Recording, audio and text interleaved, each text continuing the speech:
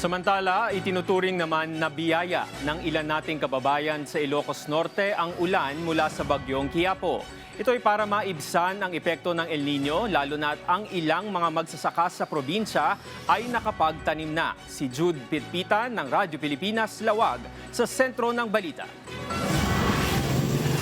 Imbes na mangamba o matakot dahil sa ulang dala ng bagyong Quiapo sa Ilocos Norte, nagalak pa ang mga magsasaka rito dahil masisimulan na nila ang pagtatanim ng kanilang palay. Sa katunayan, ilan sa kanila ay naghanda ng kanilang lupang pagtatamnan habang ang iba ay abala sa pagtatanggal ng damo sa kanilang sakahan. Ayon sa National Irrigation Administration, nasa 29% o 5,000 hektarya pa lamang sa irrigated areas sa lalawigan ang nakapagtanim ng palay habang ang ilan ay naghihintay ng mas malakas na ulan. Laking tuwa rin ng mga magsasaka na una nang nakapagtanim dahil makakatulong ang ulan para madiligan ang kanilang mga pananim dahil hanggang sa ngayon, bitak-bitak ang lupa dito dulot ng tagtuyot. Bagamat biyaya para sa mga magsasaka, hindi pa rin nagpakampante ang mga local government units dahil sa posibleng epekto ng bagyong Quiapo sa Ilocos Norte gaya ng malakas na hangin at pagbaha. May mga ilang bayan na rin ang nagsuspende ng